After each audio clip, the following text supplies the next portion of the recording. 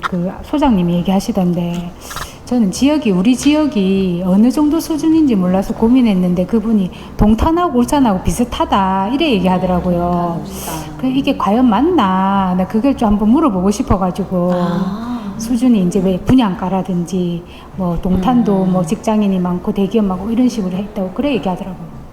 그건 또 이제 다 본인의 주관적인 부분이 다 다르는데 저는 그런 위상을 정할 때 결국에는 대장 아파트 가격을 비교하긴 하거든요. 근데 지금 현재 대장이라고 하면 동탄은 롯데캐슬. 걔가 최근에 33평에 한 16억 5천 정도에 거래됐잖아요. 근데 울산은 지금 현재는 문수로 알파크 2차잖아요. 10억 지금 최근 한 10억 정도 하죠. 그러면 맞죠? 맞죠? 한 그 정도 선임이라 하면 거의 9억에서 10억 정도라고 하면 비교해서도 확실히 저는 동탄이 우위에 있죠. 그리고 중요한 거는 동탄은 지금 최근에 그게 GTX-A 개통됐잖아요. 근데 이게 아직까지 삼성역까지는 개통 안 됐어요. 근데 그게 만약에 된다면 지금보다 확실히 더 파급 효과가 있거든요. 비교 불가죠. 그러니까 이게 확실히 더 미래 가치가 있고, 그리고 중요한 거는 이제 그렇게 되면서 동탄은 서울 인접성이 더 좋아졌어요. 근데 울산은 아니잖아요. 그러니까 울산이나 지방광역시는 그 자체 수요를 움직여야 돼요. 근데 수도권은 아니거든요. 더 유입이 많을 수 있고, 이제 뭐 서울에 직장 있는 사람이 또 거기서 왔다 갔다 할 수 있고, 더 지방에서도 그쪽 유입이 될 수 있고, 확실히 그게 크거든요. 거기 봤을 때는 저는 확실히 거기에 더 우위가 있죠. 그리고 미래 가치도 있고. 그래서 저는 그렇게 일단 가격을 가지고 우리가 비교를 하신 것 같다고 생각해요. 제가 지금 대구에 집이 2주택인데 이제 저는 이제 목표가 대구에서 이제 제일 좋은 거, 그러니까 수성구가 아무래도 더 좋으니까 수성구에 좋은 거 하나를 사놓고 싶고 자가로 사고 싶고, 그 나머지 또 계속 열심히 저축해서 서울 수도권에 한 채를 더 사놓고 그 투자를 하고 싶어요. 네. 근데 지금 약간 조급한 생각은, 내가 대구에 집을 사고 나서 서울 수도권으로 이제 가려고 하면 얘네들이 가격이 날아갈까봐 그게 그때까지 나를 기다려줄까, 얘네 그 아파트 가격이 그런 생각이 드는데 거기에 대해서 어떤 의견이실지 궁금하고. 네. 그리고 요즘은 제가 이제 부동산 공부를 뭐 1년 근데 뭐 계속 올인해서 한 건 아니지만 직장 다니면서 1년 넘게 하고 있는데 약간 좀 뭐라 그래야 되지, 힘든 게 좀 생기는데 이게 투자랑, 그러니까 이 투자 공부를 내 생활로 갖고 와서 같이 병행하려고 하니까 조금 힘들더라고요. 그래서 주말도 솔직히 이제 토일이면 하루는 가족들하고 보내고 싶고 한데 항상 불안하게 가족들하고 보내는 거예요. 아니 딱 오늘은 딱 쉬는 날 하고 이렇게 하면 되는데 오늘 그래 쉬면서도 뭐 좀 해야 되지 않을까 이런 생각이 들면서 드는데, 세미치는 어떻게 그거를 병행하면서 하셨을까, 오랜 기간 그 방법도 궁금합니다. 일단 첫 번째는 지금 만약 대구 현재 이제 그걸 봤을 때 저는 대구에 있는 2개를 정리하고 수성구에 똘똘한 한 채 사는 거 너무 좋다고 생각해요. 아직까지 대구가 이제 매매도 빠지고 전세도 빠지고 있거든요. 그렇기 때문에 지금 사기 너무 괜찮죠. 그래서 그 전략은 너무 좋다. 근데 그렇게 하고 나서 내가 뭐 서울이든 경기도에 산다 하면 너무 오른 게 아닌가. 올랐을 수 있어요. 근데 그건 아무도 몰라요. 뭐 얼마만큼 올랐을지는 사실 그 속도에 있어서는 100% 예상할 수는 없거든요. 근데 지금의 흐름을 봤을 때는 일단 지금보다 올라갈 가능성은 많아요. 그렇죠? 그럼 그때 이제 경기도를 하더라도 어디를 사느냐가 중요할 수 있어요. 근데 지금은 거의 뭐 경기 남부나 서울이랑 인접한 곳들이 많이 움직이고 있어요. 근데 그 외곽은 안 움직이고 있어요. 의정부나 아니면 뭐 김포라던가 평택이나 이런 데는 조용하거든요. 근데 그 이전의 흐름 봤을 때 그런 것도 결국에는 움직여요. 나중에 또 그쪽이 막 또 불타는 날이 오거든요. 그럼 내가 만약에 수성구에서 집을 사고 할 수 있는 시점에 그런 외곽에 있는 도시가 이제 딱 적절한 타이밍이다. 저는 그것도 괜찮다고 생각해요. 무조건 우리가 경기도에 뭐 지금 서울에 인접한 애를 사야지만 오르는 건 아니거든요. 그쵸? 그 선택할 수 있어요. 근데 그것도 지나갔다. 그러면 내려오면 되잖아요. 그럼 그때도 뭐 대전도 올랐고 대구도 올랐고 부산도 올랐고 우리가 할 수 있는 곳은 많아요. 무조건 저는 서울과 경기도를 사야지 내 자산을 이룰 수 있다고 생각하는 건 아니거든요. 저도 전국을 보잖아요. 어떤 곳에 사도 내가 그 안에서 똘똘한 애를 사두면요 결국에는 올라요. 그 수요가 확실히 몰리거든요. 그래서 걱정할 게 없다고 생각해요. 일단 중요한 거는 내가 지금 하나씩 내가 해 나가야 돼요. 지금 처음부터 내가 대구에 수성구 사고 경기 사야 돼. 이 두 가지를 다 내가 가져가려고 하면요. 어차피 그 시기를 맞출 수도 없고 힘들어요. 스트레스 받아요. 일단 하나부터 제대로 하자. 그럼 나는 지금 팔아야 되니까 내가 지금 집을 파는 거 집중해서 어떻게 얘를 팔아서 내가 수성구에 마련할 것인가, 집을. 그거에 확실히 내 에너지 쏟아야 돼요. 그걸 제대로 해놓고 그때 타이밍에 괜찮은 지역을 보면 돼요. 그렇게 하시면 돼요. 근데 그 두 개를 내가 딱딱딱 다 내가 하고 싶은 대로 하려고 하면 안 돼요. 어차피 그건 아무도 그렇게 맞출 수가 없어요. 인정해야 돼요. 그쵸? 그리고 그때 내가 수성구 사고 나도 정말 우리가 전국을 보면 어디든 할 때는 분명히 있어요. 그쵸? 그래서 그렇게 저는 하시면 좋다고 생각하고, 두 번째는 이제 워킹맘으로 하면서 같이 공부를 병행하는 부분은 당연히 힘들어요. 저도 너무 힘들었어요. 저도 힘든 건 당연한데 그것도 인정해야 돼요. 내가 그냥 전업 투자자가 아니라 내가 직장 생활 하면서 하면 당연히 시간이 부족하다. 그거 인정하고 대신에 나는 내가 가용할 수 있는 안에서 최선을 다하자. 저는 그렇게 했었거든요.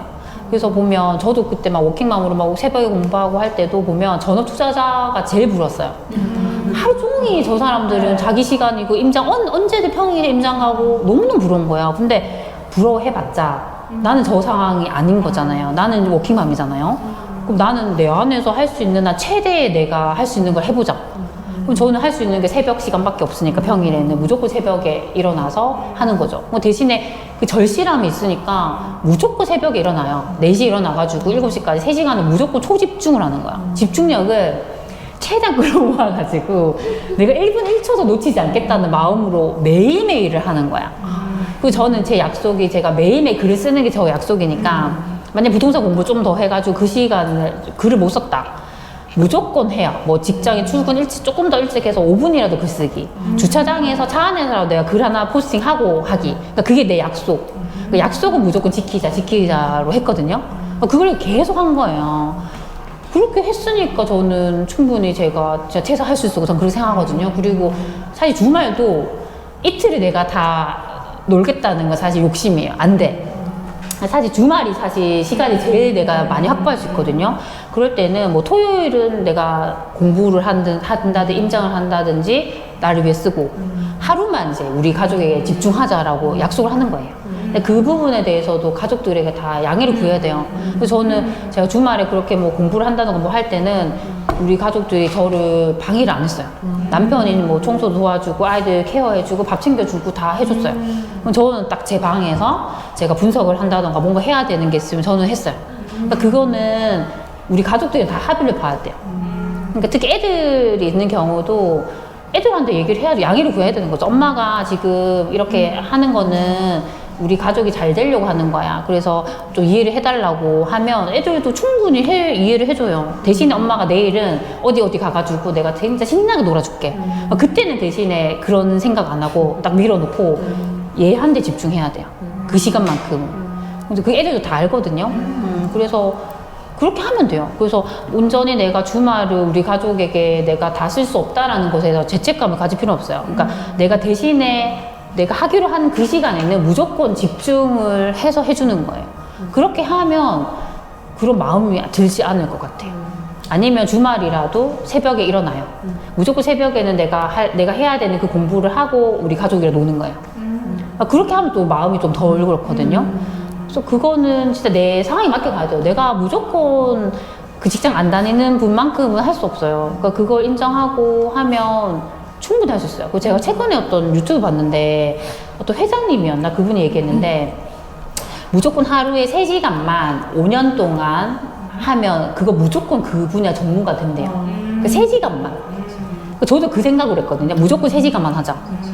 그러니까 이게 무조건 시간을 많이 할애한다고 해서 다 잘 할 수 있는 건 아니에요. 집중력이 사람이 한계가 있잖아요. 그러니까 뭐 새벽이든 밤이든 내가 집중 잘 되는 시간 3시간.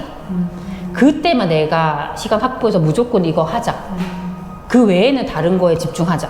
그러니까 그렇게 분산시켜야 돼요. 그렇게 해야지 우리가 살 수 있지. 내가 하루 종일은 부동산 공부해야 되는데 주말도 해야 되는데 안 돌아가요. 안 돌아가. 그리고 애들도 사실 어린 시절이 있고 그때 또 엄마가 신경 써줘야 되고 그런 부분이 분명히 있어요. 또 그 시기를 놓치면 내가 절대 그 시기를 못 돌아가거든요. 얘한테 또 어느 정도 내가 해줘야 되는 부분이 있기 때문에 또 그때는 또 해줘야 돼요. 그쵸? 그래서 내가 완벽하게 이 두 가지를 병행할 수는 없지만 내가 할 수 있는 만큼 하면 된다. 저는 그런 것 같아요. 네, 그래서 임장도 아까도 말씀드렸지만 뭐 하루 종일 내가 걸어 다녀야지 우리가 임장을 제대로 하는 건 아니거든요. 내가 그만큼 체력이 안 되면 난 차를 타고 다녀야 돼요. 차차 쭉 다니면서 내가 눈을 익히고 군데군데 중요한 포인트들은 내려서 보고 내 할 수 있는 만큼 하면 돼요. 그렇게 하면 무리를 안 하게 돼요. 그러니까 무리를 안 해야지 길게 가요. 저는 어떤 것이든 무조건 10년 이상을 봐야 된다고 생각하거든요. 어차피 투자를 계속 할 거니까 내가 단기간에 이걸 승부를 낼 수 있는 게 아니에요. 근데 많은 분들은 내가 2년, 뭐 3년 바짝 해가지고 내가 딱 자산을 이렇게 만들어서 안 해야지라고 생각하거든요. 그거 급한 거예요. 무리하는 거예요. 근데 아니에요. 절대 그렇게 안 돼요. 그래서 최소한 10년. 10년 이상 보면 엄청 길잖아요. 그럼 마음이 되게 느긋해져요. 그 내가 뭐 당장 5년 안에 자산을 뭐 30, 50억 만든다. 사실 엄청 급해지거든요. 뭐 그럴 필요 없잖아요. 내가 한 10년 정도 해서 내가 한 자산 30억 만들자. 느긋하잖아요. 사실은 더 빨리 이루어질 가능성이 커요. 내가 계속 꾸준히 하시면. 근데 내 마음은 느긋하게. 길게 보는 거죠. 그러면 내 일상도 중요하거든요. 내 일상 즐기면서 친구도 소중하잖아요. 가끔 또 친구도 만나야 되고 우리 가족들 여행도 가야 되고 내가 하면서 내 공부를 일상에 가져오는 거예요. 그러니까 이게 별도로 떼놓는 게 아니라 아 이거는 당연히 내 일상처럼 하는 게 부동산 공부야. 임장도 내 일상이야. 이렇게 하면 그냥 일상에 밥 먹듯이 그냥 얘를 그냥 계속 하게 되는 거예요.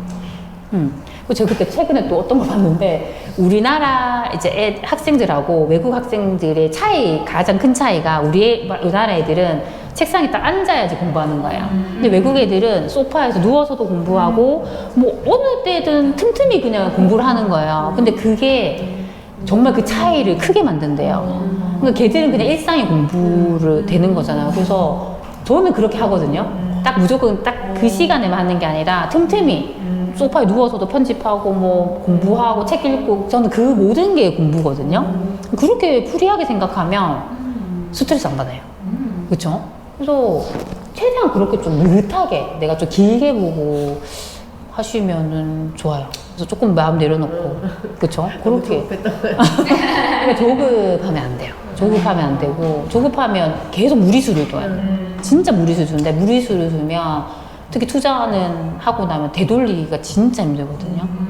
그렇죠. 그래서 딱딱딱 이거를 좀 느긋하게 생각하면서 하셔도 저는 되게 좋은 것 같아요. 네. 작가님이시잖아요. 책을 여러 권 내신. 저도 이제 책을 좋아라 하고 그런 거에서 관심이 있는데 근데 지금은 우선 1순위가 부동산 공부가 1순위긴 한데 글 쓰는 것도 해보고 싶은 마음이 있거든요. 근데 두 가지를 다 하는 게 욕심인가? 이런 생각도 들기도 하고 근데 정해진 시간은 워킹맘이랑 한정이 있으니까 이런 거를 시간 배분을 어떻게 효율적으로 하면서 내가 그래도 꿈꾸는 그것을 향해서 그래도 조금씩이라도 이제 나아갈 수 있을까 이런 생각이 들거든요. 맞아요.